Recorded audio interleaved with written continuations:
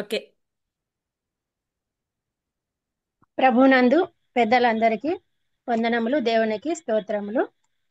చిన్న ప్రార్థన చేసుకుందాం. బహుమికిలిగా ప్రేమించిన మా ప్రియ పరలోకపు తండ్రి, మీ ఘనమైన నామమునకై ప్రభా మీకు స్తోత్రాలు చెల్లించుకుంటున్నాం. నేటి దిన ధ్యానం కొరకై ప్రభా మీకు స్తోత్రాలు.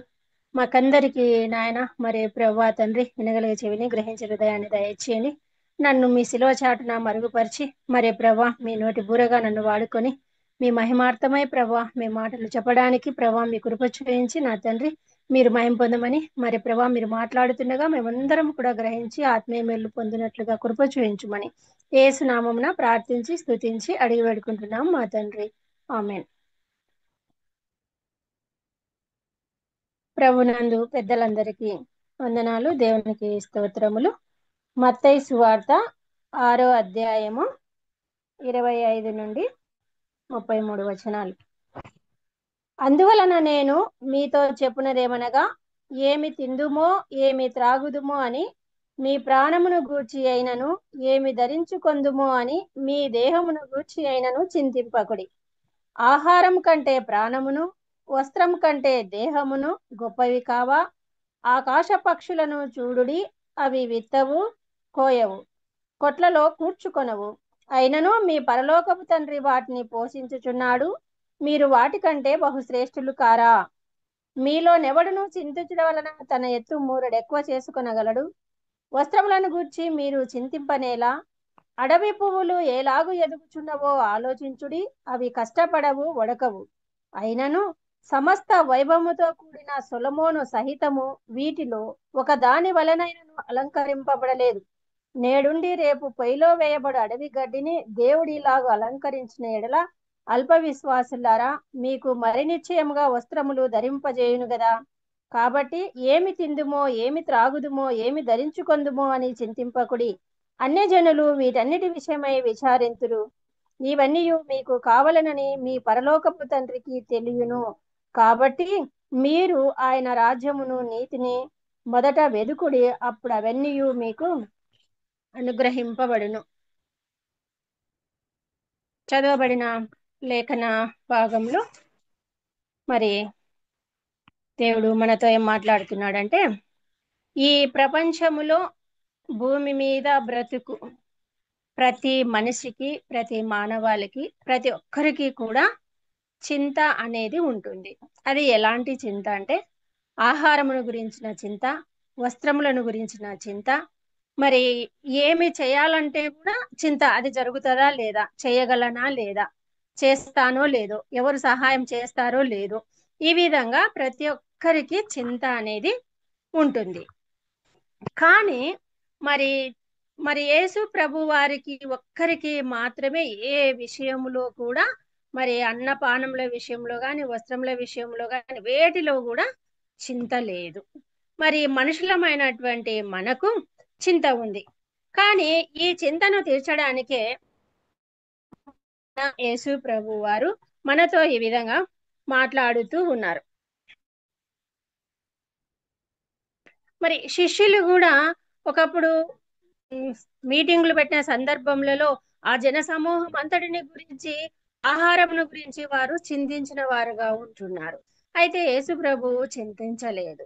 ఇక్కడ చింత అనేది మరి ఆయనకు ఏ విషయంలో చింత ఉంది అని అంటే, మరి తండ్రి యొక్క చిత్తాన్ని నెరవేర్చాలని చింత ఉంది. నశించిపోయే ఆత్మలను మరి దేవుని దగ్గరకు తీసుకొని రావాలన్నటువంటి చింత ఉంది. ఆయన ఈ లోకంలో 33.5 సంవత్సరాల జీవిత కాలంలో కూడా మరి ఎలా జీవించాడో అనేది చూస్తే మనకు అర్థమవుతుంది. మనం ఇంతవరకు చెప్పుకున్నట్లుగా ఆత్మల పట్ల ఆయనకు చింత ఉంది. మరి అంత మాత్రమే కాకుండా మరి నశించిపోతున్నటువంటి ఆత్మలను దేవుని తట్టు తిప్పాలన్నటువంటి చింత కూడా ఆయనకు ఉంది. అంతేకాకుండా ఆయన యేసు ప్రభువు వారు ఒక ప్రణాళికను వేసుకున్నారు. ప్రణాళిక వేరు, చింత వేరు. ఆయన ఈ లోకములో జీవించినటువంటి కాలములో ఏమి చేయాలో, ఎలా చేయాలో అన్నటువంటి ప్రణాళికను వేసుకున్నారు. యెరూషలేముకి వెళ్ళాలి, అక్కడ ఏం చేయాలన్నది చేసుకున్నారు. ఎక్కడెక్కడ స్వార్థను ప్రకటించాలో కూడా ఆయన ప్రణాళిక వేసుకున్నారు. మరి కొన్ని రోజులకు నేను సిలువ వేయబడుతాను అన్నటువంటి సంగతి ముందే ఎరిగిన వారే ఆ విషయాన్ని కూడా ప్రణాళిక వేసుకున్నారు. అదే విధంగా అపోస్తులుడైన పౌలు కూడా సువార్త పరిచర్య విషయంలో కూడా ప్రణాళిక వేసుకున్నట్లుగా చూస్తూ ఉంటున్నాం. అయితే ఈనాడు రేపటి గురించి నేనేం చేయాలా అన్నటువంటి ప్రణాళికలు లేవు, కానీ రేపటి గురించినటువంటి చింత ఈ సమాజంగా మనం మాత్రమే కాకుండా నిద్రించుచుండగా నేను వారికి ఇచ్చుచున్నాను అనే లేఖను మరి ఈ లోకంలో ఉన్నటువంటి మానవ సమాజము అర్థం చేసుకున్నారు. నా ప్రియుడు నిద్రించుండగా నేను వారికి ఇచ్చుచున్నాను అన్నారు కదా, ఇస్తుంటే ఇంకా మనం ఎందుకు పని చేయాలి, ఊరికే ఉండొచ్చు కదా. మరి నిద్రించుండగా నా ప్రియుడు వారికి నేను భోజనాన్ని ఇస్తాను అంటున్నాడు కదా, మరి ఎందుకు పని చేయాలి అన్నటువంటి తప్పు ఈ లేఖనమును అర్థం చేసుకుని వారు సోమరులైపోతున్నారు. అంటే దేవునికి సోమరులుగా ఉండడం క్రైస్తవుడు ఇష్టం లేదు. కష్టపడి పని చేయాలని నాకు ఇష్టమై ఉన్నది. సోమరిని దేవుడు ఎప్పుడు కూడా ఒప్పుకోలేదు. సీమల గారు కూడా సోమరికి దేవుడు బుద్ధి చెప్పినట్లుగా మనము చూస్తున్నాం.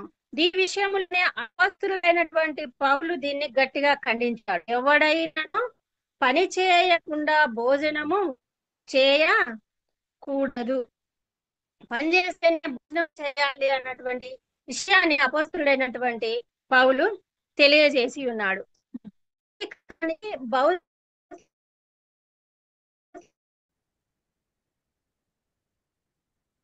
ఓకే, అపస్తుడైన పౌలు దీన్ని ఖండించాడు. ఎవడైనాను పని చేయకుండా భోజనము చేయకూడదు అన్నాడు. అందరిలాగానే కష్టపడి పని చేయాలి.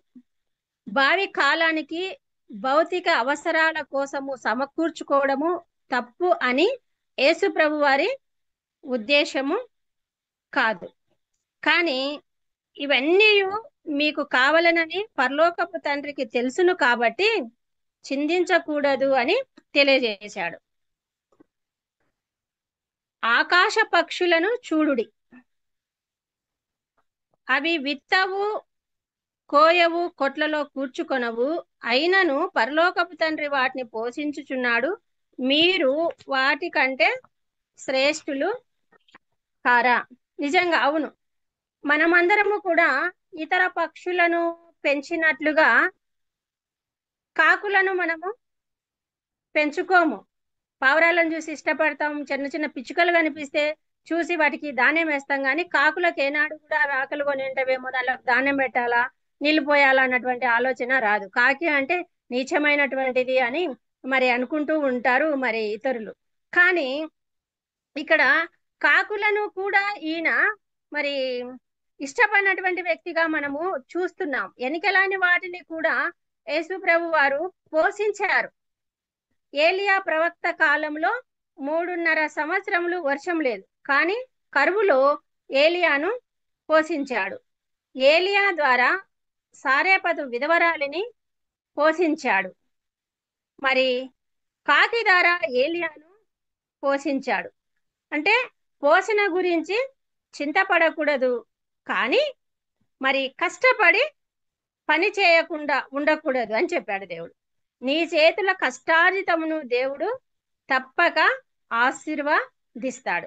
ఈ లోక సంప్రదాయం ప్రకారము చింతపడుతూ ఉంటే, భౌతికమైనటువంటి వాటిని గురించి మనము చింతిస్తూ ఉంటే ఆధ్యాత్మికంగా మనము ఎదగలేము.